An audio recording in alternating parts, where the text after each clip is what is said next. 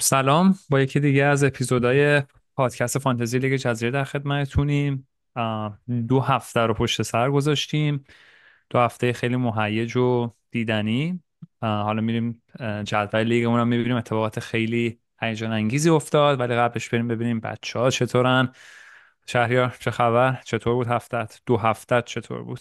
2 هفته فانتزی. سلام. مرسی. حال ما تا موقعی که حال ارلینگ خوب نشه خوب نمیشه دیگه. واسه همین هر هفته فقط آرزو ما بهبودی ارلینگ جان است و بس. آره، باز حالا یه نیمچه پرفورم میکرد، نه اونطوری که همه انتظار داشتن، ولی باز وضعیت بکنم خیلی بهتر از کیانوشیه که ساکا رو کاپیتان داشت. خود توضیح بده ببینم چطور بود کیانوش. بدتر از این نمیشد. یعنی دو هفته افتضاح پشت سر گذاشتیم. واقعا بعضی وقتا میبینی ریسک میکنی جواب نمیده. این هفته من هیچ ریسکی هم نکردم تو این 2 هفته. واقعا بد شانس بودم. تو ساکا کاپیتان اصلیت بود یا نه، وایس؟ سلا کاپیتان هم بود دیگه. ساکا اونجوری شد دیگه. اینا هم که در تله این گوزن جوان گیر کردن و بیرون هم نمیان ازش. خوبه تو شاین؟ چه؟ آره شاین، تو چطوری؟ خوش درود میگذره؟ درود بر دوستان، خوشحالم که دوباره این فرصت رو دارم در خدمتتون باشم. برای ما هم که دیگه هست دیگه، ما هم هستیم، یعنی همین بودنش به همین بودن ها خوشیم. ما قبول کردیم که تیممون بضاعتش همینه، یعنی با بضاعت داریم بازی میکنیم، نداریم فرصش، نداریم شرمنده دوستانم هر هفته. نه خوب بود. من خودم به شخصه نمیدونم بگم شانسیه دیگه. واقعا من پالمر رو گذاشته بودم کاپیتان دوم و واقعا پالمرم پرفورم کرد. یکم یه تکونی خورد، ولی همچنان از ته جدول در خدمتتونیم. حالا بریم بررسی کنیم. امروز میخوایم بریم بازی های تیما رو توی هفته بعدی و کلا حالا یکی دوتا بازی پیش روشون رو بررسی کنیم و ببینیم که کدوم از بازیکن‌ها میتونن پتانسیال ترانسفر باشن برای تیما. یه بحث داغ کپتنسی داریم، چون که الان بازیکن‌های پریمیم بازیاشون خوبه، هم صلاح هم ساکا پالمر، حتی هالند هم ممکنه برگرده. بریم بررسی کنیم ببینیم کدوم بازی برای کپتنسی خوبه و بازی تیم‌ها چجوری و چه بازیکنایی بچه‌ها میخوان بیارن و کدوم‌ها رو میخوان خارج کنن از لیستشون. شهریار اگه میتونی شیر کن بریم ببینیم چه خبره. آره، حتما. خب دمت گرم شهریار. بازی اول بازی آرسنال بزرگ و اورتون کوچک. اه، خب این یکی از همون بازی هاست که واقعا میشه روش به عنوان کپتنسی ساکا فکر کرد و حالا اگه کسی دفاع از آرسنال دارن، الان سالیبا خیلی داره خوب کار میکنه، رایا رو خیلی ها دارن. کیانوش یکم راجع به این بازی صحبت کن و بگو چه بازیکنایی میتونن پتانسیال ترانسفر باشن. خب ببین، آرسنال به صورت تاریخی در خونه جلو اورتون خیلی خوب کار کرده. همون چیزی که من یادم میاد مثلا چند بار اورتون رو ما 5-0 7-0 اینا هم زدیم، ولی اکثر اون بازی آخر فصل بوده که دیگه نتیجه ها تأثیری نداشت. ولی به نظرم میشه روش سرمایه گذاری کرد. حالا اورتون چند تا بازی خوب داشته، نتیجه خوبی گرفته، ولی با این حال بازم عقل حکم میکنه که آرسنال این بازی رو با اختلاف باید ببره. با اینکه دفاع آرسنال وضعش اصلا خوب نیست، خیلی مصدوم داره. به جز سلیبا الان بقیه خط دفاع مصدوم هم متاسفانه. امروز هم حتی الان گابریل میرسه یا نه به نظرت؟ میکل جواب نداد. میکل امروز ازش پرسیدن راجع به کالفیوری و گابریل و گفته به من ربطی نداره، به دکترها ربط داره. حالا آقای کیانوش ببخشید، جان، میکل چیه؟ جناب آقای آرتتا، میکل نداریم اینجا. رئیس توه، دوست ما نخواهد. دوستان. تیمبر بد نیست هنوز، چرا بد بعد نیست؟ آره، تیمبر با اینکه نه بازی خیلی خوبی داشت جلوی یونایتد، ولی خب مثل اینکه مصدوم شده. کالافیوری هم حالا از مصدومیتش برنگشته، ولی خب ممکنه یهو برسن دیگه، چون روز به روز مثل اینکه دارن منیج میشن. اگه بخواید رصد کنید، تمرین روز قبل بازی رو اگه ببینید میتونید تصمیم بگیرید. در خط حمله شون خب ساکا هست، تو اودگارد خود هست. اودگاردو داری؟ آره، اودگاردو نگرم. من ساکا و اودگارد رو دارم و خب آره نگه میدارم بلند مدت. من برنامه اینه که اینا نگه دارم.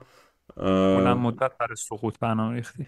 آره ما دابل دام کردیم دیگه.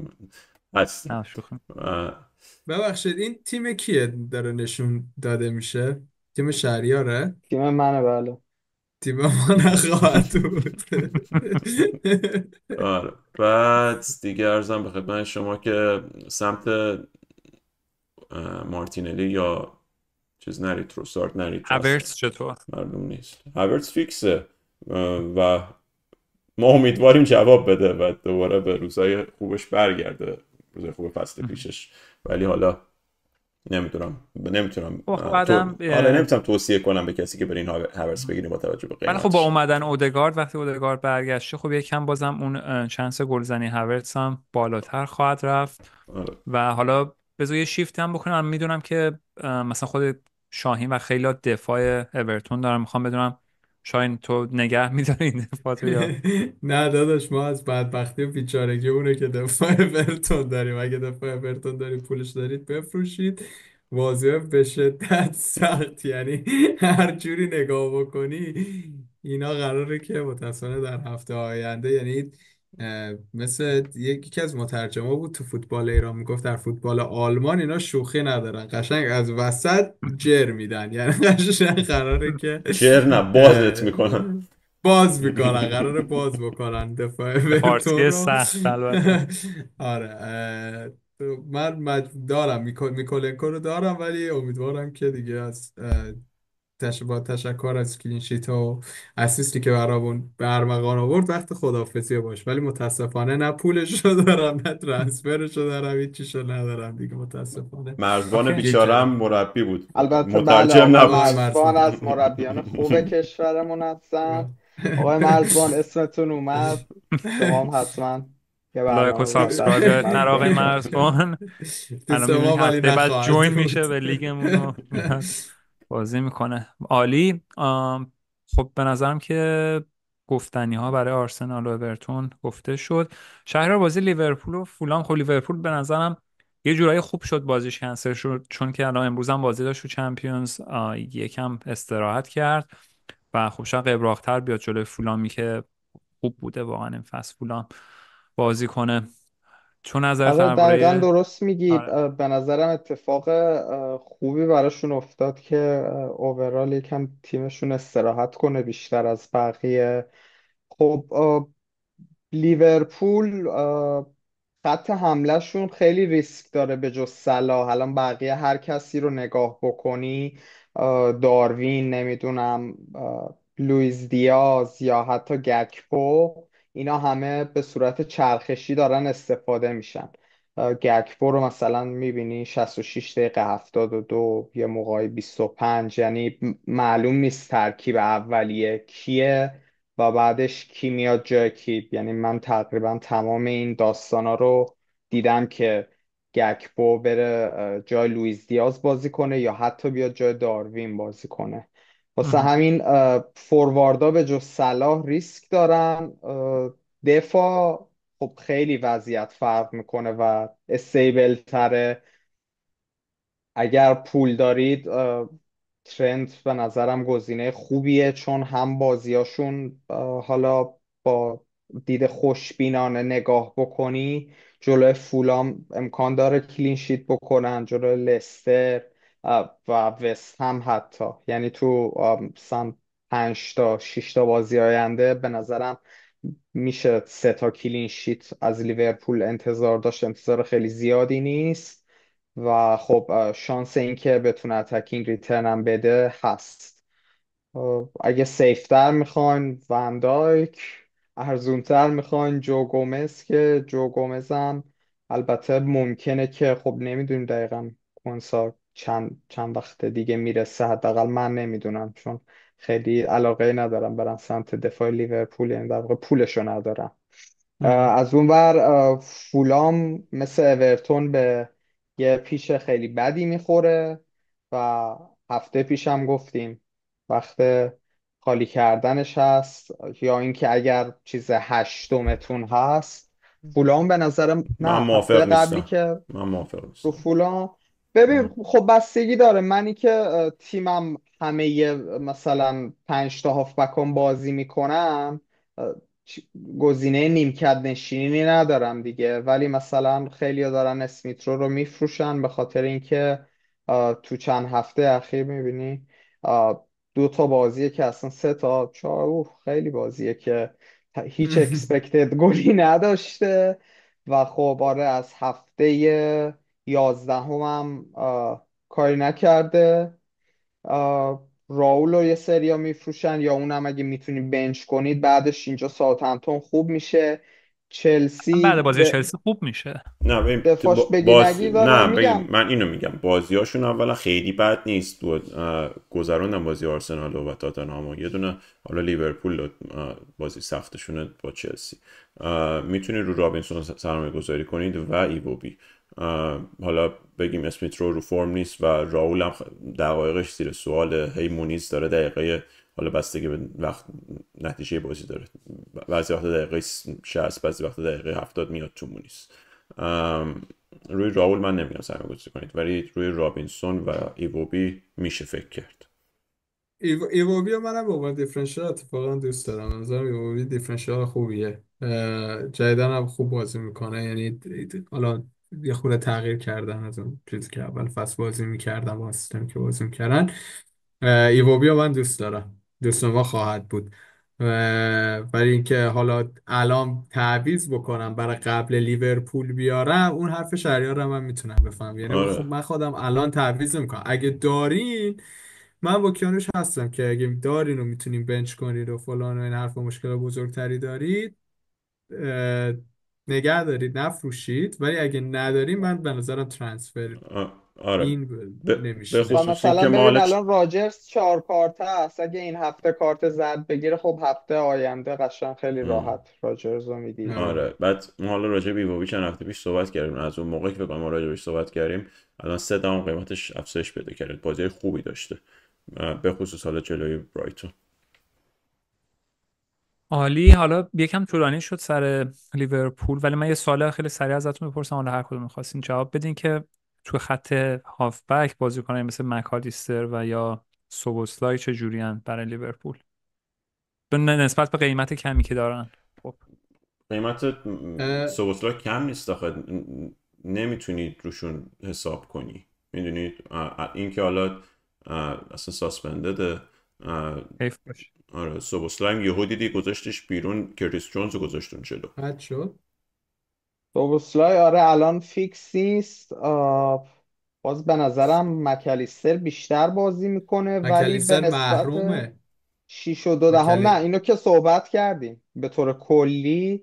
به آها. نظرم برای 6 و 2 دهم بازیکنی که هم هجومی تر باشه هم چیز سر باشه نه هست. من نیستم نیستین؟ نه من واسه نیستم. همین من یعنی نیستم. میگم نه، متوجه منظور من مت... نشد، گفتم بازیکن نه چرا دیگری. متوجه شدی؟ آها آخه یه مکلیستر جوری گفت شما هم من نیستی. نیستم، من هم آره آره نیستم. فکرم. خیلی آره. خوب باش. آره. اوکی. ممنون. عالی. مرسی. چه سوال اشتباهی اصلا پرسیدم. بریم بچه بازی بعدی و ببینیم. بازی سیتی و به نیوکاسل نظرم این جفت. سوالتو ببخشید. ادیت کن حذف کن از سیتی آره چیه؟ نه. لستر آره سیتی. لستر سیتی. یه لحظه بازی لستر و نیوکاسل. نیوکاسل بچه بازیش داره، بازیهاش بهتر میشه. خیلی به ایساک فکر میکنم. خب فرم ایساک هم خوبه. فکر نکنم شما یا یکی دیدم شما بود یکی از بچه ها گوردون رو تو تیمش داره. لوئیس هالو خیلی ها دارن. شاهین چجوری میبینی نیوکاسل و بازیاشو و چه بازیکنی رو میتونیم تو تیمم داشته باشیم؟ ببین نیوکاسل به نظرم بازیاش خیلی بازی خوبیه برای هجومی. یعنی شما این جزو بهترین بازیایی که میتونه گیرت بیاد دیگه. لستر ات هوم، ایپسویچ اوی، این دوتا بازی بعدیش که خیلی عالیان. حالا بازی ویلا هوم و من یونایتد اوی اونا هم بازی بدی نیستن. یعنی برای یه تیمی مثل نیوکاسل یا بازیکنی مثل الکساندر ایساک این مهم. بازی نیست که بگی او مثلا چه میدونم راولم جلوی لیورپول بازی داره یا هرچی. هم ایساک بازیکن بهتریه، هم اون ویلا من یونایتد دفاعشون مثلا به اندازه که دفاع لیورپول خوبه، دفاع خوبی نیست. به نظرم ایساک خیلی آپشن خوبیه. یعنی حالا دوستانی که ما ببینیم این جکسون کارت پنجمش رو کی میگیره، منتظریم این کفتار که این آجاقا کارت زرد پنجم هم بگیره. ولی ایسا کار قشنگ داریم میبینیم که اصلا کل کامیونیتی اف پی ال همشون دارن به اون سمت میرن و از لحاظ قیمتی هم خیلی رفته روش. الان رسیده به 8 و 6 دیگه، یعنی ایساکی که 8 شروع کرد الان رسیده به 8 و 6 ایساک، و این قشنگ نشون میده که بازی خوبیه، بازیکن رو فرمه، یعنی اون بازی که جلوی لیورپول کرد واقعا عالی بازی کرد. و به نظرم آپشن عالیه. گوردون رو ما حالا قبلا فصل پیش اینجوری بودیم که گوردون تنها بازیکنیه که مثلا ها دستش نمیزنه و هر بازی میکنه و اینا، ولی ما دیدیم بازی قبلی بنچ شد، هاروی بارنز رو بازی داد و جیکوب مورفی. واسه همین گوردون رو اگه دارید به نظرم نگه دارید، خیلی فروشی نداره. ولی اینکه آیا گوردون رو میارم بعد از اینکه یه دونه بنچ شده اینا، یه خورده اذیتم راجع به این مسئله، میدونی، یعنی بازیکن وقتی که بنچ میشه یه خورده من خودم حداقل دست به اساتر بهش نگاه میکنم واسه گوردون. از اون طرف دفاعشون واقعا خوب نیست، یعنی ما این لویز های هرچی دفاعی که ما میگیریم بعد در میاد. لویس هال جز اوناست، ولی لویس هال حالا موقعیت و اینا خوب ساخته، ولی مثلا 4-2 به برنتفورد که مثلا یه خورده فرمش رو از دست داده بود واقعا خیلی قشنگ. و اون بازی با نیوکاسل میگم ببخشید بازی با لیورپولشون جلو افتادن، خیلی قشنگ میتونستن حفظ کنن اون نتیجه رو، ولی باز دوباره نتونستن. بازی با کریستال پالاس دوباره گل خوردن، تو خونه به وست هم باختن. یعنی فرم دفاعشون واقعا بده، که حالا ما دیدیم برونو گیمارش هم راجع به صحبت کرد و گفته بود که داشت بس دیگه خجالت بکشید با این وضعیت دفاع. اه، باز دوره میگم اگه لویز هالو دارین، من که خودم هم دارم من نگه میدارم، یعنی همچنان من لویز هالو بازی میدم با اینکه فرم دفاعشون خوب نیست. ولی اگه میخواستم تعویض کنم دفاع بیارم، نمیدونم، دوباره خورده فکر میکردم که اوکی شاید مثلا لوئیس هال آپشن شکلی فوق العاده نباشه، ولی واقعا لوئیس هال اون خطر هجومیشو هر بازی داره، یعنی همچنان همه کورنرها رو میزنه، همچنان کاشته‌ها رو میزنه، همچنان نفوذ خوبی داره. یعنی اگه دارید باز دوره نگرش دارید. ام، از اون طرف ببخشید. جیمی واردی روباه پیرو تو همیشه دوست داشتی، این بازی آره جیمی بهترین واردی دقیقا بازیکن خوش تیمش گفتی. بود. آره جیمی واردی به نظرم داره تقریبا روی فرمش که ازش انتظار داشتم از اول سال داره میاد. ولی آیه واردی آمدی جانم به قربانت، ولی آخه حالا چرا بیمروت؟ آخه این چه بازیاییه؟ ما شما رو برای کدوم برای این بازی ها بیاریم؟ برای نیوکاسل اوی بیاریم؟ برای وولفز تو خونه بگو اوکی وولفز تو خونه میارم، ولی بعد لیورپول اوی، سیتی هوم، ویلا اوی، میدونی بازی فوق العاده ای نیست، ولی بازار خب قیمتش هم ارزونه دیگه، یعنی دارید 5 خورده ای میدی. حالا اگه مثلا چه میدونم تو اون رنج بازیکن میخواستی، اون قطار استرند لارسن رفت تموم شد، قطار ژائو پدرو رفت الان قیمتش شده چه میدونم 59 و اینا، نظرم واردی نسبت به قیمتش خوبه. یعنی اگه تو اون رنج میخوایم، اگه 5 و نیم داشتم استرند لارسن نمیگرفتم، 5 و نیم داشتم احتمالاً شاید واردی برمی داشتم از اون جهت. ولی ما اول فصل این وردفاش رو داشتیم که حالا یعنی یه هفته ما اینجوری بودیم که آقا این بازی میکولنکو کنسل شد، بازی سلا کنسل شد، این وردفاش از نیمکت میاد کاور میکنه. آقا 9 دقیقه بازی کرد، خسته نباشه آقای فاش، درود نه، بر دو اب بازی شما. اینطوری، حالا اون بازی هم 30 دقیقه بازی کرد، اون یکم بازی 3 انقدر دقیقه بازی اشتباه کرد. کرد که بهش آره تراست دقیقا نمیکنه دیگه، بنچش میکنه. نمیکنه نیستر رو دیگه. آره واسه همین چی دیگه وقت باشن دیگه، اگه روش حساب کرده بودید که اوکی مثلا یه سری بازی ها بازی بدید و اینا، یه خورده ای نسبت بهش بیشتر فکر کنید. ولی آره لستر هم به نظرم واردی گزینه خوبشونه. بانونوتر هم من بهش دورادور نگاه میکنم، اگر هر موقع که مثلا پولم به حدی رسید که هیچکی رو نتونستم بخرم، فقط تونستم بانونوتر رو بگیرم، اون چجوری موقع اصلا میتونیم راجع با بهش یوه صحبت مینویسم؟ آقا، کنیم. با یوه. بانانوته برای 5 میلیون به نظرم گزینه بدی نیست. 5 میلیون داداش، حالا 5 میلیون. آقا من اینجا یه دست پیش بگیرم پس نیفتم بعدم به این یقه منو بگیرید. من با بفرمایید. قلبی آکنده از درد رایا رو دادم به خاطر اینکه پولشو اوه. لازم داشتم. دروازه‌بان گفتم کی رو بگیرم، بازی نیوکاسل امانسون. آسون بود، رفتم پاپو برداشتم نیک پاپ. و راضی نیستم این واقعا از بده. این انتخاب، ولی کار دیگر نمیتونستم بکنم. خلاصه قرار هفته بعد میخوام تریپل اپ کنم روی نیوکاسل، نمیدونم چرا میخوام چنین خریتی بکنم ولی دارم میکنم دیگه. پاپو حالو دارم. هفته بعدم ایساک هم احتمالاً میاری؟ آره ایساکو بیارم. حالا بریم نه، تو ببینیم چی هممون میشه. دوست داریم این ریسکاتو، کیانوش واقعا تو این کار رو آره نکنی کی بکنه؟ کسی دیگه ما واقعا ما نمیکنه. مجلس گرم کنیم اینجا بیشتر. نه جذابیت لیگ واقعا دمت هم گرم. من خودم میگم همیشه اوتلایرها رو دوست دارم. امیدوارم اوتلایر رو به بالا باشی همیشه. خوب بچه ها، عالی. بریم بازی بعدی و شهریار نشون بده. البته ما دوست دارم هفته دیگه راجع به این صحبت کنیم که به نظر اون فری هیته بدتر بود یا این دابل اپ دفاعی رو یا نیوکاسل تریپل در این کپتن حال، هالند. یا تریپل کپتن هالند. آره اینا همش جای بحث نه دیگه. واقعا شما به اونو ما بگید. تریپل قبلا هم شهریار بعد شانس بود واقعا سر بازی وقت ساوثهمپتون. ارزندم شما عزیزانم نیست. دیگه حالا آره خب. همیشه من سیکس سیگمای منفی بودم، حالا یه بار هم میریم سیکس سیگمای مثبت ایشالله. آره حالا اتفاقا خوب شد راجع تریپل کپتن اینجا صحبت کردیم. من یه پرانتز کوچیک وا بکنم چون ما راجع بازی لیورپول صحبت کردیم. اون بازی کنسل شده با اورتون، یعنی دوستانی که تریپل کپتنشون رو نگه داشتن آمادن، همانند گرگ همچنان آماده باشید که اون بازی که تریپل اناونس کپتن ها رو شد، از تو آره آره از دکور تو کابینه انبار در انبار بیارین در. دستمال در بیارید. بکشین. خب البته آماده بستگی باشید. هم داره بازی دومش لیورپول با کی معلوم شده تو چه هفته ای میخوام بگنجونن اونو. نه معلوم نیست دیگه، ولی شما فعلا از انبار در شما بگو بیارید اصلا اگه برای. آرسنال. آها نه ولی آقای شهریار احترامت بجاست. احترامت بجاست. شما فعلا از تو انبار در بیارید. اگرم آه. حالا اناونس نشد، بالاخره شما تو این گروه ها و لیگایی که بازی میکنید یه سری ها رو دارید که تریپل کپتن کردن دیگه. حالا بازی ساوثهمپتون یا نه. شما فقط این تریپل کپتن رو بهشون نشون بدید، این بازی رو بهشون یادآوری کنید و همچنان از این فرصت که نه پیش خبر واقعا نکته خوبی بود. امیدوارم ولی حالا صلاح دوتا بازیشو بازی کنه. یهو یکیشو بنچ کرد واقعا اونم معلوم نیست دیگه چجوری میشه. حالا بازی گرگ زخمی وولفز و ایپسویچ بازی عجیبیه. این از این بازیست که من حس میکنم از توش واقعا دیفرنشیال در میاد، چون بسیار تیمای نه نمیتونم الان این سخن رو بگم واقعا این لغت رو استفاده کنم. بسیار تیمای عجیبی هستن. من بازی وولفز و وست هم میدم. خب وست هم حالش خوب نیست ولی واقعا وولفز جلو وست هم هیچی نداشت بگه. نمیدونم شهریار تو داری مثلا الان فکر کنم رایان رو داری، بعد آره ببین گرگا کونیا رو الان هممون داریم. وضعیتشون اینجوریه که دقیقا چه حمله چه دفاع هرچی داری فعلا روی کاغذ وقت فروش نیست دیگه این 2 هفته.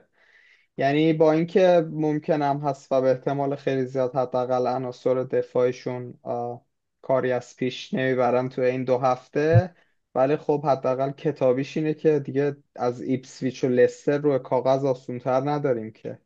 دیگه باید بذاریم این 2 تا بازی هم تموم شه و بعد دیگه قشنگ با پس گردنی محکمتری بیرونشون کنیم. آره نه وقت خریده نه وقت فروشه، وقت همینجور فقط لذت و تماشا.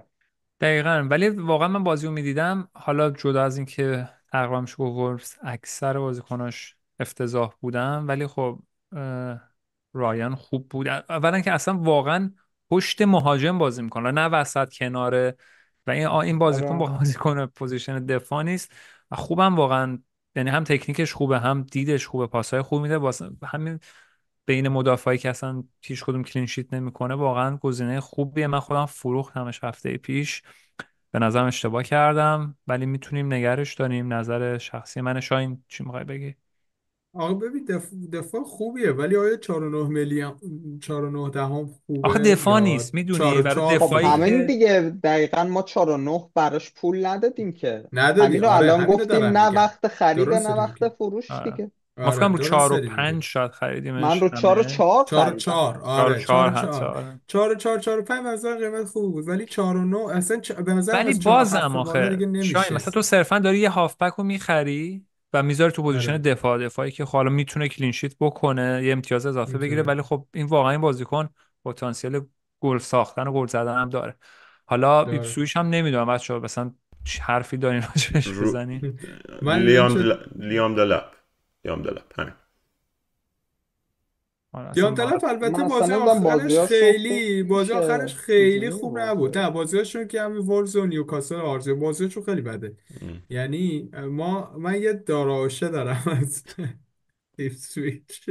داشت کلینشیت میگرفت اتفاقا و شاید. واقعا و درود بر تو که گفتی داشت کلین شیت میگرفت. یعنی واقعا چشم بخیل خدا بتره که این چشم حسود و بخیل که این تا دقیقه 90 کلین برج شیت رو گرفته برچس هم بود. فکر کنم یه گل زد چیز شد کنسل شد، فکر کنم آفساید کنسل شد، داشتم شد میدیدم آره. بازی رو یادم نیست کنم آفساید شد.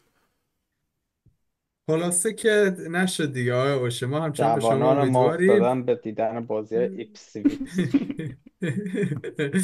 آره خلاصه این دوتا تیم آره متاسفانه دیگه به نظرم خیلی. بگذریم مثلا اونقدر آره ولی ارزشی نداره دیگه خب بیشتر از این صحبت کنیم.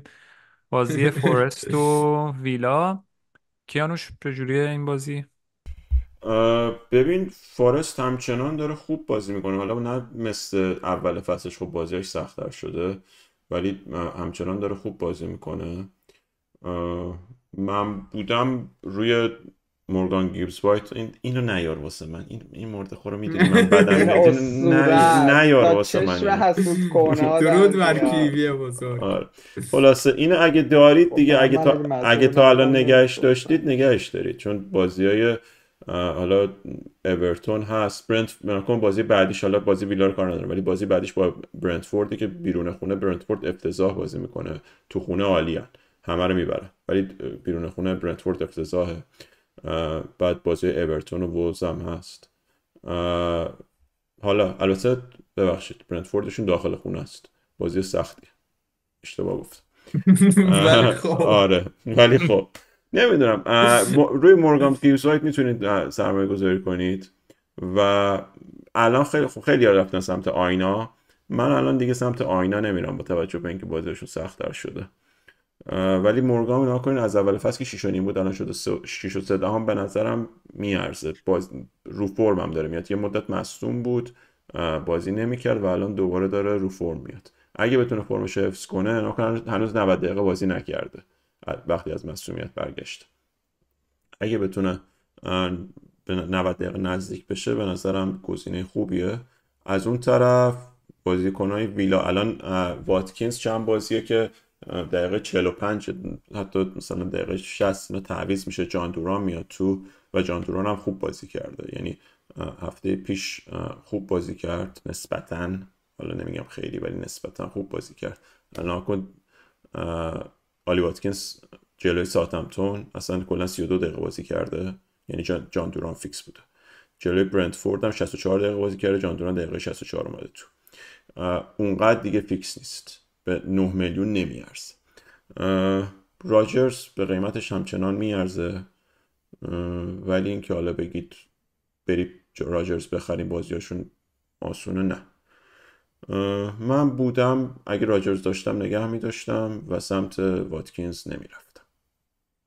البته واتکینز بازی با برنتفوردش پنالتی زد که به نظر من چیز مسئله جالبی بود، چون ما واتکینز رو دیده بودیم که اصلا از پنالتی میترسیم، یعنی ولی یکی دو تا خوب پاس پیش نزد. زده آره. بود. آره من ولی یه چیزی الان خوبه. یادم آمد، یه چیزی یادم آمد، تیلمانس بازیکن رو فرمشونه، تیلمانس خیلی داره خوب بازی میکنه و پاس گل هم میده.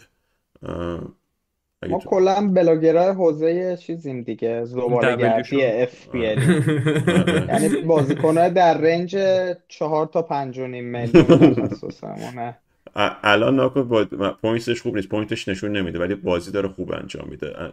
اکسپکتد اسیستش رو نگاه داشت ما کنی. دنبال بازی خوب مسابقه نیستیم، ما دنبال استعدادیابی نیست آقای پوینتسیم. محترم، درست میگه مسابقه آقای محترم. فانتزیه. ما راجع به گذشته صحبت نمی‌کنیم، راجع به آینده صحبت می‌کنیم. تیلمانس پتانسیلش داره که بتونه پوینت بگیره.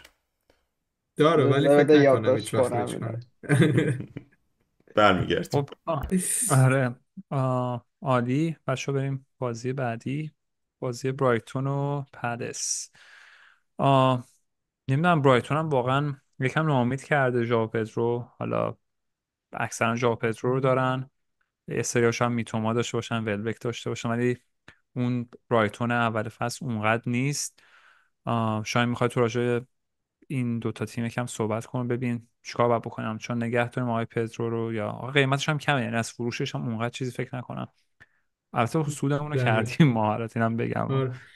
نه ژائو پدرو به نظر من یعنی نگه دارید قشنگ، اصلا ژائو پدرو هیچ دلیلی نداره که بفروشین وقتی از سه بازی آینده دو تاش تو خونه اصلی پالاس، وست هم و برنتفورد هم که حالا این آقای کیانوش از هر فرصتی استفاده میکنه این مارک فلکن رو اذیت بکنه، ولی بازیشون بازی واقعا خوبیه. برایتون هم ما دیدیم، حالا درسته که نمیتونن مثلا چه میدونم در دروازه رو بسته نگه دارن اینا، ولی حالا مثلا اون دو دوی که با لستر کردن تقریبا بازی رو برده بودن دیگه، یعنی برگشت، یعنی در از مثلا چون 10 دقیقه کلا برگشت ورق. ولی ژائو پدرو به نظرم یعنی به ازای اون قیمتی که داره اون دیتا رو داره مثلا پروواید میکنه. یعنی تو اگه بازیکن مثلا 15 میلیونی که هالند ایکس جی 1 داری در نظر میگیری هر بازی، این داداشمون مثلا چه میدونم 1/3 0.3 هم داره بهت میده دیگه تقریبا هر بازی.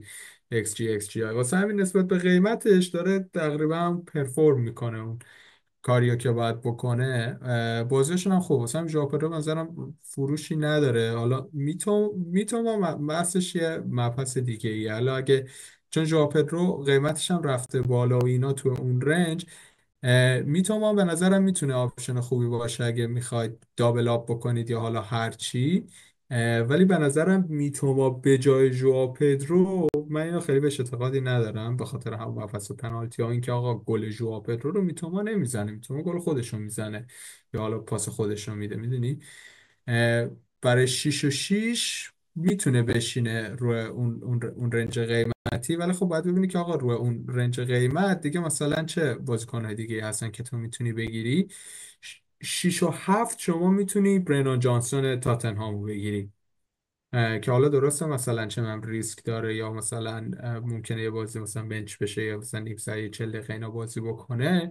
ولی بازیاشون خیلی بازی خوبیه دیگه. حالا به جز اون بازی لیورپول، ساوثهمپتون و لیورپول، هوم فارست و وولز هوم، نیوکاسل هوم، آرسنال و اورتون، این بازیاشون خوبه. کلا یکی دو تا بازی سخت این وسطاش هست. و ضمن اینکه تاتنهام واقعا خیلی تیم هجومی تریه تا حالا مثلا برایتون هم واقعا تیم خیلی خوبیه. ولی مثلا تاتنهام اون بازیشون رو می‌بینی یعنی رسما آقای پوستکوگلو گفته آقا فقط حمله، یعنی اصلا نبینمتون عقب. آقا راجع به اه، برایتون حرف بزن، من رشته افکار از دستم خارج شد. آره ببخشید. مثلا می‌خواستم همینو بگم که میتوما رو اگه میخواین دابل آپ کنید میشه، ولی میتوما به جای ژائو پدرو به نظرم نمیشه. از اصلا که لحاظ اصلا باید دو تا تعویضم بکنه، نمیشه هم جای هم دیگه آورد، یعنی اصلا فعلا نه نمیشه نه، اصلا. یعنی اگه ژائو پدرو نداری نگو چون آه. ژائو پدرو ندارم میرم میتوما رو میگیرم، چون میتوما گل آه. ژائو پدرو رو نمیزنه. مهم. از لحاظ دفاعی به نسبت قیمتی که میدن و بازیایی که دارن باز دوباره میشه بهش فکر کرد.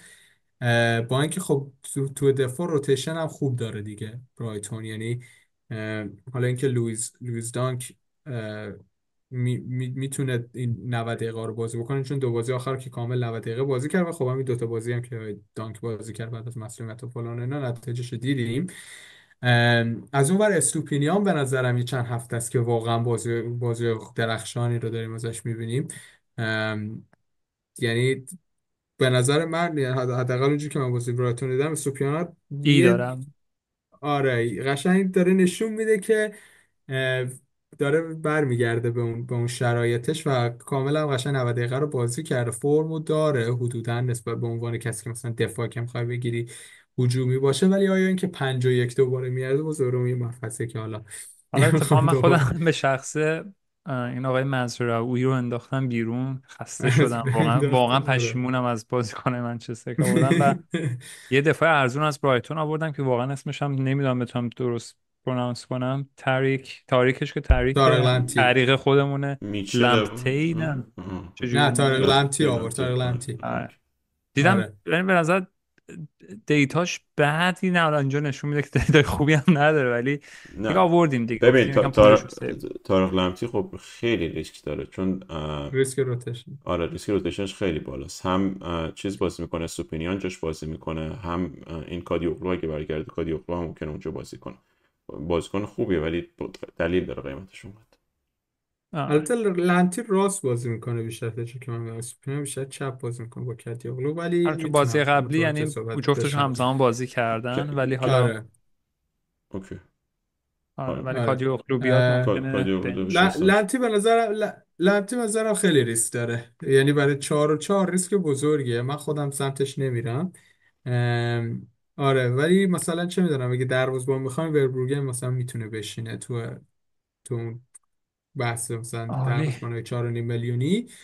چیزم بگم و بعد بریم. پلس به نظرم همچنان باز دوباره نباید سمتش رفت فعلا.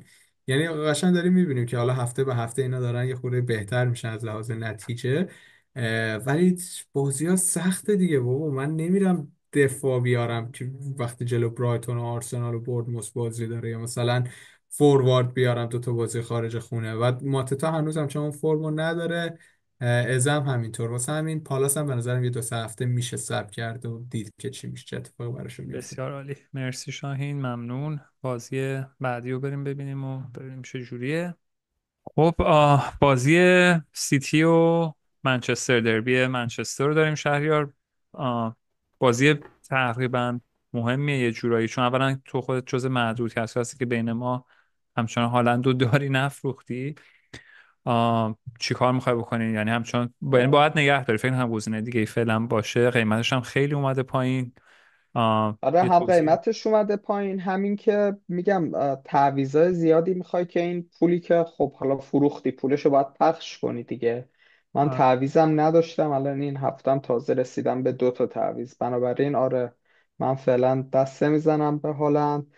بذار اتفاقا با یونایتد شروع کنیم که به نظر من هنوزم ترکیبش رو پیدا نکرده و بازیاشونم سیتی که بگذره خوبه، ولی اگه ترکیبش رو پیدا بکنه، یعنی الان به جز برونو تقریبا رو هیچ کس دیگه ای نمیشه چیز کرد. کلینشیت هم که میگم افسانه است دیگه، حالا باید ببینی یه موقعی برات میاد یا نمیاد. سیتی هم همینطور، سیتی هم هنوز وضع تیمیش خوب نیست و خرید دفاع از سیتی رو من اصلا توصیه نمیکنم. فکرم نمیکنم واقعا کسی دو بالش باشه با وجود آرسنال و لیورپول. هجومی هم که هالندش کاری نمیکنه دیگه، حالا مثلا بری کیو بخری. واسه همین بازیکنایی هن که ریکو با لوئیس هم اخراج شد فکر کنم. ریکو لوئیس هم کارت زرد دوم گرفت، محروم شد. اونم باز اگه دارین خب اگه میتونید بنچش کنید مثل من فاشو گریوز، اگه ندارید میتونید بنچش کنید. اگرم که دارید که خب دیگه نشون است دیگه، بالاخره یکی از اینا رو میتونید بفروشید. واقعا چیز دیگه به ذهنم نمیرسه که راجع به این دوتا تیم به خصوص بگم. فقط دیبروینه چی؟ امیدوارم که نه، به نظر من دیبروینم تو این بگو فشردگی بازی ها خیلی احتمالش هست که دوباره هم چیز بشه. یعنی الان هم واقعا نمیدونیم که میزان آمادگی و میزان دردی که داره یا نداره چقدره. حالا دو تا بازی داره خوب بازی میکنه، ولی واقعا هیچ تضمینی نیست دیگه. من یعنی چیز برای دارم. این دو من, هفته بازی های چیزیه، بعدش هم مثلا 4 روز و اینا فاصله شه. من ریسکشو نمی کنم برای 9.5 میلیون. 9.5 میلیون من من از بین داشتم این که دوتا تیم اگه بخوام بازیکن بگم فقط یه آقایی رو میگم که شاهینم بهش ارادت خاصی داره، حاج احمد آقا. احمد دیالو واقعا حاج خوب. احمد آقا.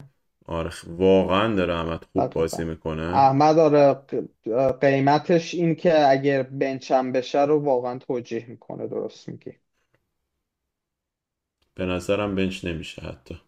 از بین همه وینگرهای یونایتد داره اصلا بهتر بازی میکنه. نه تو گارناچو را خوب من خوب بازی. خب برگزیدم. میدونی آره. کیفیت یه بحث، خستگی فشردگی هم الان یه بحثه دیگه. میدونی یه موقع است بنچ اجباریه، ولی آره به نظر منم میارزه. یعنی این بازی که بگذره به احتمال زیاد همه میفتن دنبال این که علل خصوص اگر که راجرز این هفته کارت زرد بگیره دیگه، هفته بعد هفته زباله گردی در دفاع در ببخشید هافبک هاست دیگه، همه دنبال اینجور داستانا. بسیار عالی. فکر نکنم دیگه نکته جزایی مونده باشه از این دوتا تیم. بازی چلسی و برنتفورد. خب چلسی واقعا که همه فهمیدن که حداقل رو فاز هجومی خیلی مهرهای جذاب و سرحالی داره. حالا پالمر به خصوص که دیگه همه کار داره میکنه، پنالتی میزنه، پاس گل میده. پاس گلش البته خیلی عجیب بود به نظرم. میتونست پاس گل نباشه چون شوت زد به سمت دروازه، بلوکه شد افتاد زیر پای انزو بود کی بود آره. ولی بازیکن بالاخره تعیین کننده ایه و نیکولاس جکسون و حالا شاید هم سانچز دروازه‌بان. شاهین یا شاهین خال خودت بگو، فکر کنم آره، نوبت خودت باشه. ببین چلسی قشنگ معلومه دیگه آقا. شما کل پالمر که باید یعنی قشنگ سبزه، یعنی تا صبح سبزه. بازیاشون.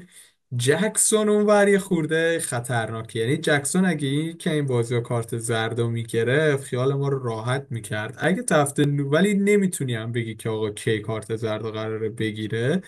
اگه تا هفته 19 گرفت که خب محرومیتش هم حالا سپری میکنه، یک کدوم از این بازی خوب تموم میشه. اگه تا هفته 19 نگیره، اون تعداد کارت زردی که تو باید بگیری برای اینکه محروم بشی 2 برابر میشه، یعنی 10 کارت باید بشی در اینکه محروم بشی. واسه همین 6 تا دوباره جا براش پیدا میشه تا بخواد محروم بشه.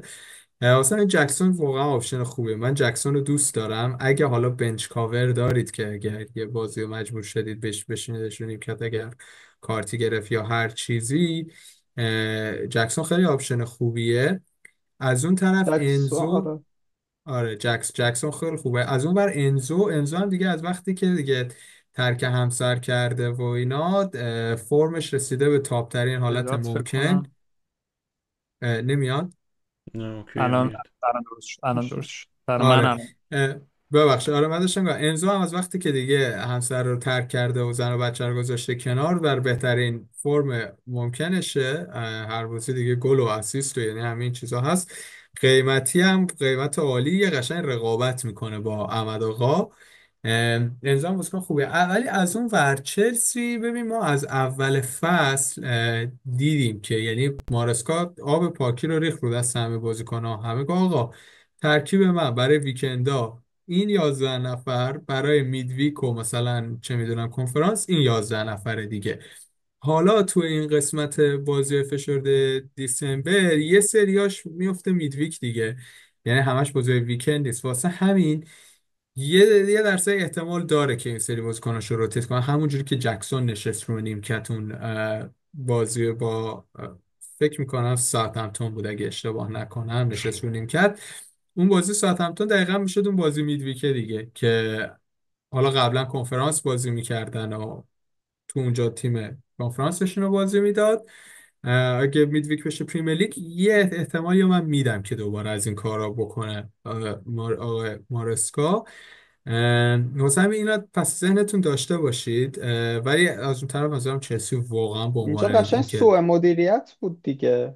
با بازیکن از- 4 کارته داری اینجام که میخوای زندش کنی که خودت اعدامش کنی، بگو یه لگد زیر توپ بزنه کارت پنجمشو بگیره، اینجام استراحت میکرد و محرومیت و ل- همه چیش هم سپری لگد میشد. زیر توپ کارت زرد فقط آرسنال داره، بقیه تیم‌ها نداره. حالا یه کاری میکرد دیگه، حالا این هفته واسه ما تیشرت آقای انزو رو نگر میداره. و عالی. من این هم خودم واقعا سوء نظر مدیریت. جالبی آره بود. واقعا به شخصه به انزو فکر کنم، خیلی بازیکن روی فرمیه و تو قشنگ تو محوطه است، یعنی هم پاس گل میده، هم شوت میزنه، همه کار میکنه، میتونه جایگاه. آدم ترک خب همسری دیگه کار میکنه. تحولات زندگیش آره واقعا تاثیرگذار بوده. تاثیرگذاره دیگه در واقعا. رشته بلاگرهای چه بازیکنهای محبوب بلاگرهای حوزه بدبخت و بیچاره. آره. آره. برنفورد هم که دیگه امبو رو ما تو گذاشت تا فروختیم آره. همه واسه ما. ببین من یه چیز قبلش بگم، به نظرم حتی دفاع چلسی هم میشینه. یعنی حالا میتونید همتون بیاید اینجا ما رو بذارید به عنوان سیب با تفنگ و اینا بزنید، ولی با اون بازی سبز واقعا به نظرم من دفاعشون رو دوست دارم. یعنی من خودم اگه بتونم کولویلی یا مثلا چه کولویل ارزون ترین راه رسیدن به دفاع چلسیه، چون الان فکر کنم سانچز 4 و 7 اگه اشتباه نکنم یا 4 و 8 روبرت سانچز. واسه همین کولویل میتونه آپشن خوبی باشه از دفاعشون. ولی برنتفورد هم زیبا گفتی کیان، این امبومو ما رو اسیر کرده دیگه. یعنی البته به نظر من فروش اشتباه خیلی شاید نبوده باشه، چون بستگی داره که فروخته برای چه کسی. خیلی از این کسی که فروختن، حالا من خودم جزوش بودم، فروختمش برای ساکا و خب ترجیحم اینه که ساکا رو داشته باشم تا امبومو رو. جفتشون پنالتی میزنن حالا بحث کنار. ولی تو چند بازی اخیر به نظرم امبومو خیلی عقب‌تر از اون چیزی که باید داره بازی میکنه. فکر میکنم تییاگو هم که بازی آخرشون جلو بازی کرد تاثیرگذار بود. یعنی تییاگو بود، ویسا و کاروالیو بودن پشتش، که بعد امبومو اصلا تقریبا داشت وینگ بک بازی میکرد. واسه همین اون کسی که بوی ما رو نگه داشتید هر حالتون 13 امتیازش، ولی من خودم همچنان ناراضی نیستم از فروشش. یعنی با این بازی که شما دارید میبینید اگر برمیگشتم عقب دوباره میفروختم. واسه همین هم هست که ته جدولم. ولی خب اه، دفاعشون هم که خب خدا انشالله قسمت بکنه، نصیبمون بکنه یه ترانسفری که ما با آقای فلک خداحافظی بکنیم. عالی. حالا چون میدونم شهریار کالینزم داره، همچنان البته فکر کنم آپشن اونقدر نداری الان برای دفاع و همیشه بحث توالت میشون که ببین یکی از که بحث توالت. آره مدل بازی کردن دیگه. من اعتقادم اینه که تو دفاع این رنج 4 میلیونی الان واقعا خیلی فرقی نمیکنه، مگر اینکه یه سوینگ خیلی عجیب غریبی رخ بده. وگرنه دفاع اگه میخوای تعویض کنی واقعا بهتره که بکشی بالا، بری همون سمت آرسنال لیورپول. تو این رده واقعا نمیدونی اون چه میگن همای سعادت اون هفته روشونه کدوم تیم میشینه. اوکی. اعتقاد همین آقای شخصی. کلبیل، همین آقای آره. کلبیل. چقدر ما رو هفته پیش چک زدن کلویل چرا نخریدی، ونبیساکا خریدی، الان نگاه بکنید جفتشون یه اندازه نه آخه صفر به ببینید توان هر عددی اینجوری هم صفر. الان مثلا خیلی خوشحال بودن ترنت چقدر خوب بازی کرده، تعویض شد اومد تو، نمیدونم چی پاسایی که داد، آخه پاسای یا بغل پا 2 متری پاس داده، سلا سوباسا رفته گل زده آخه. آقا آرسنال بخواد. نه نمیخوام بخرم، آرسنال دفاعش خرابه وضعیتش. کلا دارم میگم یه دفاع خیلی این فصل آره به نظر من شانسیه. ارزش سوزوندن تعویض نداره، تو همون رنج میخوای ولی تعویض کنی ولی از منم 4.5 به 4.5. از کالینز و ونبیساکا حمایت نمیکنم، الکی اینجا از آب گلادوش ماهی نگیر. ما اصلا آره دنبال دیگه. حمایت شما نبود. من دوباره به بودم من بحث بودم من دفاع من من دنبال نپردازیم حمایت به شما نظرم، بودم. چون مرسی که اعلام کردی آره. بحثی که حمایت به جایی نمی‌کنی. نمیرسه. بعدا ما رو میکنی سیب.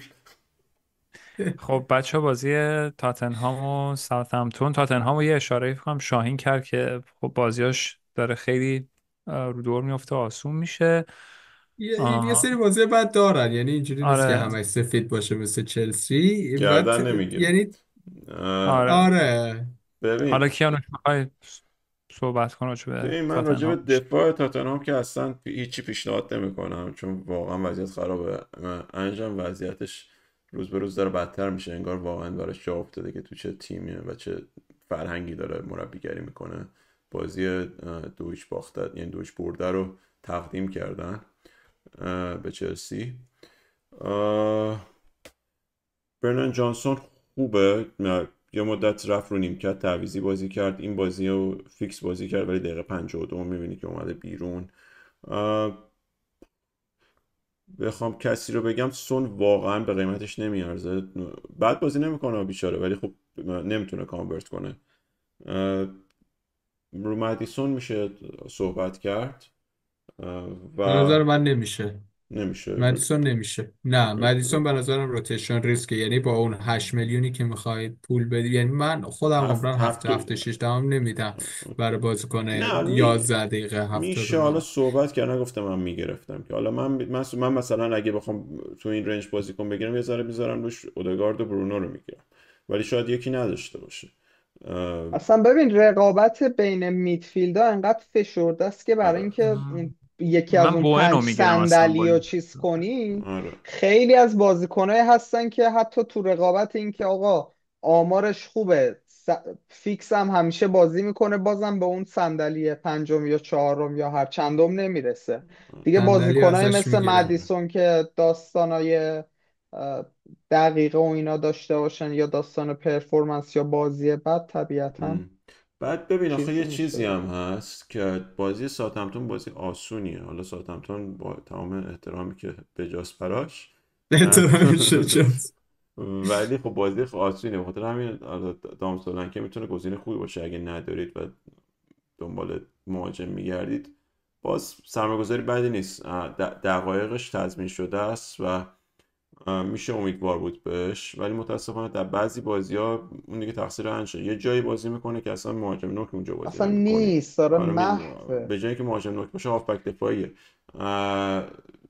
حالا حالا دیگه ولی احترامش بجاست. آره احترامش میشه. ساعت همطور که اصلا راجبش صحبت نکنیم، بهش اشاره نکنیم و بگذریم. بازیاشون نه اصلا. آره، برای کسایی که دوست دارم ببینم فقط. ساوثهمپتون اگه دنبال 4.5 میگردید یک چند هفته دیگه تایلر ساکت شد. دیبلینگ دوباره. نه آقا. هم تو شهر خودشون ت- طرفدار ندارن اینا. تلقا. آره. تایلر خب دیبلینگ مادر خودش نمیره تو فانتزی ورش داره، آره، ول کن آقا. بازی برنموث و وست هم، باز این دوتا بازی هم و این دوتا تیم جز تیمایی که میشه به نظرم یه سری بازیکن دیفرنشیال ازش کشید بیرون، مخصوصا برنموث. و من فکر کنم انتخاب سمنیو الان بازیاش داره خوب میشه. درسته کار خاصی نکرده تو این دو سه تا هفته آخر، ولی بازیاشون خوبه. شهریار یه توضیح راجع به برنموث بده تا کیانوش خم آره، نظر بکشه. برنموس اصلا معدن زباله است در حال حاضر. یعنی من همه هافبکاشون رو دوست دارم، اوانیسون رو دوست دارم، دفاعشون رو دوست دارم، ولی فعلا ارزشی ندارن که تعویض بسوزونم براشون، یا حداقل بازیکنایی که دارم اونقدی بد نشدن. میگم هفته آینده ممکنه که کاملا این داستان عوض شده باشه با کارتی که راجرز میگیره. ولی واقعا به نظرم همشون رو دوست دارم، همشون به خصوص میدفیلد ها همشون به نسبت قیمتی که دارن ریترن های خوبی میدن. هر بازی نیست، اه، قبلا هم بحثش رو کردیم، بازی کنی که 5 خورده ای پولش رو میدی هر بازی خب قطعا ریترن نمیده. ولی سمنیو خوبه، کلایورت خوبه، اون یکی پسر تاونیر خوبه. به نظرم اوانیلسون مهاجم. همشون به قیمتشون میارزن، همشون. بازیکن خوبیه، بازیش هم بد نیست، ولی اونقدر شایان هم نیست. بازی های مثلا ایپسویچشون گذشت. و من بودم میدادمش، هفته همش آزاد میکردم، میرفتم یه توالت دیگه برمیداشتم 5 میلیونی و اون 7 میلیون رو میذاشتم روی یه جای دیگه. آره خب بستگی داره، هفته حالا ها. چند خریده باشی دیگه هفته همش. دقیقا. آقای آره. کرکز رو ما خریدیم و حالا ببینیم میتونیم شیره ازش بکشیم یا کرکز یه نه. موقعیت هم جلوی سویچ داشت، یعنی آره. واقعا توی محوطه حاضر میشه. آره. تو دفاعشون هم آره بهترینشون کرکزه. برموس معدن شیر است دیگه، فقط نمیدونی که کجا رو باید بکنی، مسئلهش همینه کجا رو باید دیگه یعنی. بجوشی. دقیقا آره. آره. آره. من فکر کنم دیگه اکثر نکته رو وست هم راجبه هم که آره اووسان. خود ون بسام بیساکا واقعا واقعا. نه وسام بابا فقط ون بیساکا، دیگه فقط اگه ون نه. خواستیم بیساکا. پرنده بگیریم دقیقا به فقط من بیساکا 3 امتیاز بوئن در دو قیمتش هفته اخیر. بالاه و اینا واقعا داره میاد رو، یعنی خیلی خوب بازی کرد. حالا جلوی وولفز بود، البته نمیشه گفت همچین محکی خورد، ولی خیلی چه عجب گلی زد، خیلی کدوس گل هم قشنگ. برگشته ولی هنوز انگار مثلا اون قدوس سامان. نه این یکی کدوس محمدشون. نه قدوس. خودش نیست، اون نیست. کدوس از محرومیتش که برگشته انگار خیلی بهش ساخته بوده، خیلی نتونسته پرفورم کنه، ولی خب بازیکنی که رو تکنیکش هیچ سوالی نیست، یعنی اگه بتونه رو فرم برگرده آقای تیم. چالوش اینجا استعدادیابی نیست، بازیکن فانتزی میخوایم آقا برداریم. خب آقای شهریار شما یه دور رادآوری بکن آقا بهشون. خب دارم میگم اگر به فرم برگرده بازیکنیه که میتونه کل تیم رو بالا بکشه و اون موقع دیگه ما باید به فنپیساگا جواب پس بدیم.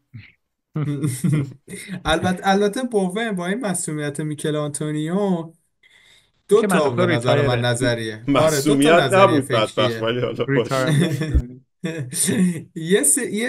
یه سری هستن که میگن که بوون بهترین جایی که بازی میکنه همون سمت راسته. بندازه رو چپش اه، بزنه. آره دقیقا که قشنگ بیاد کات کنه این سایت. یک سری ها میگن که خب آقا بازیکنی که دیگه حالا داره میدفیلد اینجا هست و داره به عنوان فوروارد تو واقعیت بازی میکنه، این طلای خامه دیگه، برید همین اینو بخرید دیگه. حالا اینکه آیا واقعا به عنوان نام به نام بوم بهتره یا به عنوان اون راست، این خودش طلای مسئله که تو پخته چیه کدومشونه. شکلی؟ طلا خام، طلای یا پخته طلای اینیه که پخته. توش اون که شبیه منظورش شمش طلای با میمونه. اجرت و بی اجرت. بی اجرته، آره اونا که امامی و غیر امامی دارن. ولی به نظر من قشنگ بابا قراره مثلا بازی بکنه به عنوان نامبر 9. با اینکه البته سامرویل هم یک دو بار ما دیدیم تو اون خوب پست بازی بازی میکنم. کرده. آره سامی ویل هم میتونه آپشنی باشه، ولی نمیدونم، من خیلی طرفدار وست هم نیستم به جز ون بیساکا که احترامش بجاست، بقیهشون خیلی من اعتقادی ندارم. عالی. بچه‌ها مرسی همه نکته رو یه من داره دیگه میدونم شهریار ولی ببخشید، میشه آمار ون بیساکا رو نشون بدی برای دوستانی که اگه از دست دادن؟ در 2 بازی اخیر 3 امتیاز کلبی. واو. در 2 بازی اخیر. پس ممنونم. نشون میگیریم که توالت به توالت واقعا آنچنان فرقی نداره. قانون واقعا خودتون رو پایستگیه. آره زیاد درگیر دفاع نکنیم واقعا به جز توالت ما آره یکم دستمال بیشتر داشت آره در حد دو ولی امتیاز آره عالی بچه ها مرسی دمتون گرم. خب بازی ها رو که همه رو بررسی کردیم یکم راجع به از خود شهریار شروع کنیم راجع به کپتنسی هفته بعدم بگوشون خیلی مسئله مهمیه بین پالمر و صلاح و ساکا و حتی حالا هالند. تو کدوم نظرت؟ ببین واقعا فکر کنم این هفته خیلی سخته، چون به نظر من که بین صلاح و پالمر اصلی ترین چیزه و جفتشون هم جلوی تیمایی بازی میکنن که دفاعشون ضعیفن.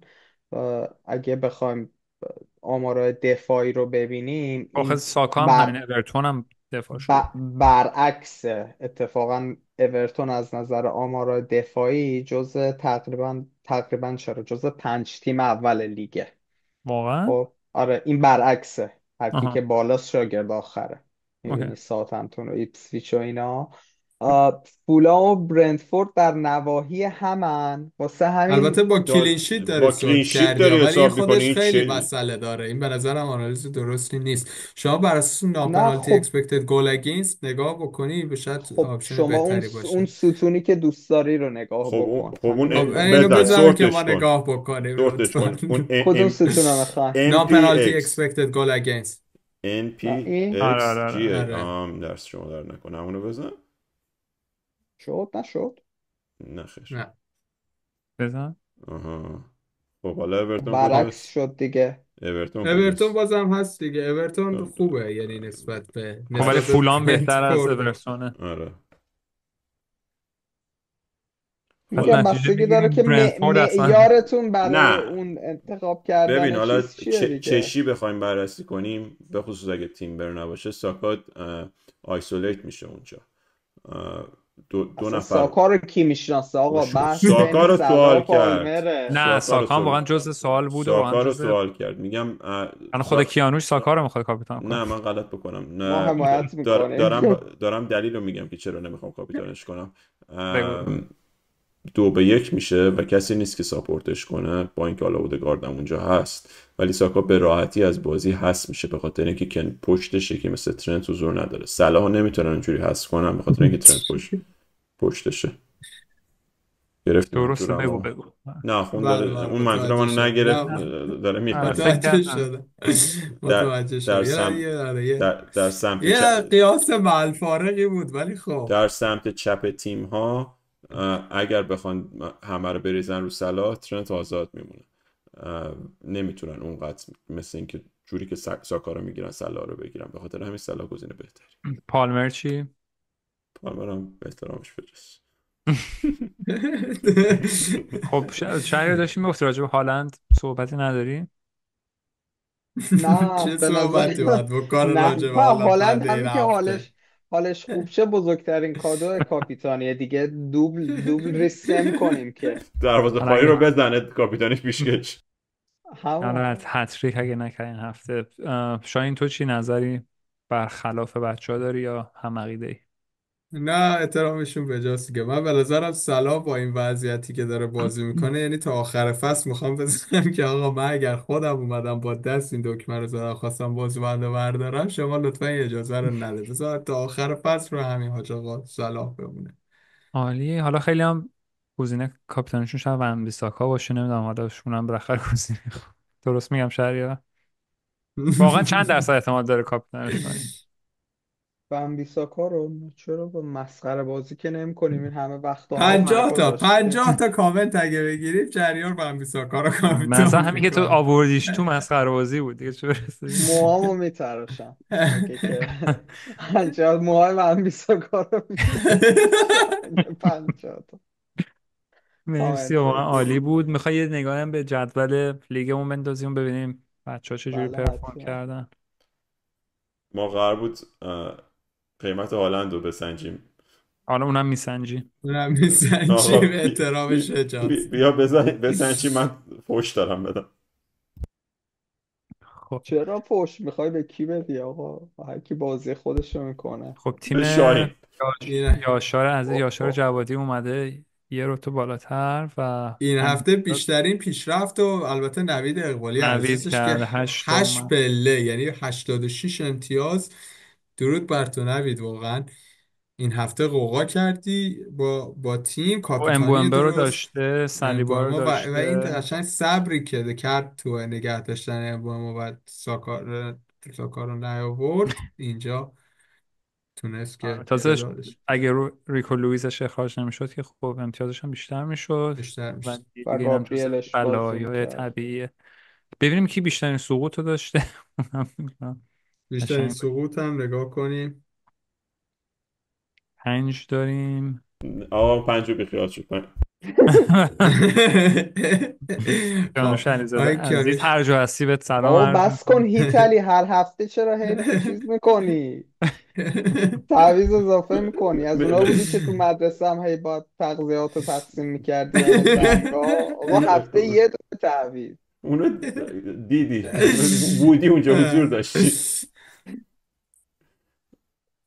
یکم پایین ولی تر ببین، آره من به خودم پیدا نظرم میکنم. شما کسایی باید یه اسکرین نیستم من چرا. بزرگتر بگیرد آها داده دیدم شما خودم. آره، دیدم. حتی من کیانوش بازی رو در رو هم تو لیگ هد تو هد داشتیم که به خاطر این -4 که خورد، حتی به خاطر -4 نه ولی اون -4 گرمایی به وجود نه، من ما بخشید که بلند اوکی. مدت بازی میکنیم ان البته برگردیم. ما اینجا یادی کردیم از اماد کمالی عزیزم یه یادی بکنیم که 4 پله صعود کرد. اما جان هر جا هستی سرت سلامت، واقعا چرکترین واقعا پیکای آره. بازی فانتزی مورش به اسم آقای اماد شیرکش معروفه دیگه. کمالی. یعنی هر چقدر آره دیگه. دفاعات توالت برای همه ما به قول شهردار، آقای کمالی شیره این دفاع رو کشیده. خوشحالیم که با شما تو یک لیگ هم و بازی واقعا فکر هستیم، کنم چیز زده، احترامت اتوپیک بجاست. زده واقعا، یعنی هم اوایل اتوپیک شروع کرد و از همه، چون واقعا دانش فوتبالی خاصی نداره، من شناخت دارم از ایشون ولی احترامش به جاست البته، ولی خب.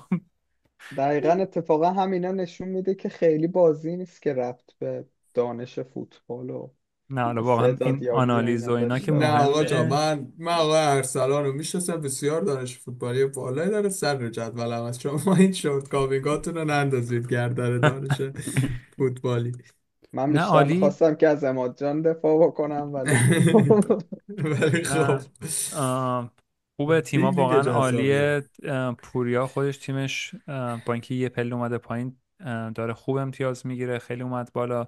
حتی پوریا هم کسی که تیمش تریپل کپتن زده و فعلا اون چیپو دیگه نداره. مجتبی عزیز اومده کم پایین ولی بعضش خوبه. محمد رضا و همه بقیه بچه ها واقعا، سعید و خود ماها به جز من، تیما خوبه، رقابت نزدیکه.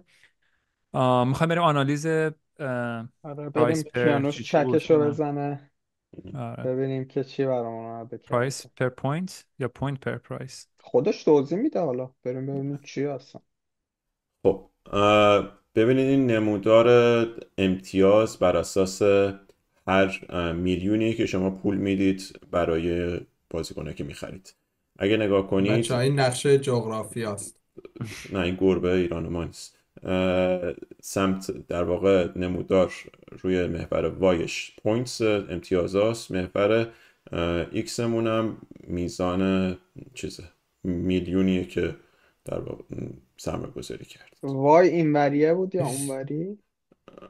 خب ایگرگ. البته پر پر میلیون گیم، کاسته، یعنی ولی پر گیم، خب میخواد که میلیون نیست پوینتس پر اونطور. گیم. آره آره پوینتس پوینتس پر پر گیم گیم. پر میلیون کاسته. آره خلاص شما هالند رو میتونید قطعا حدس بزنید که کدومه. شهریار برو روش. فروش هم نها کن داشتن. امتیازش از همه بالاتره.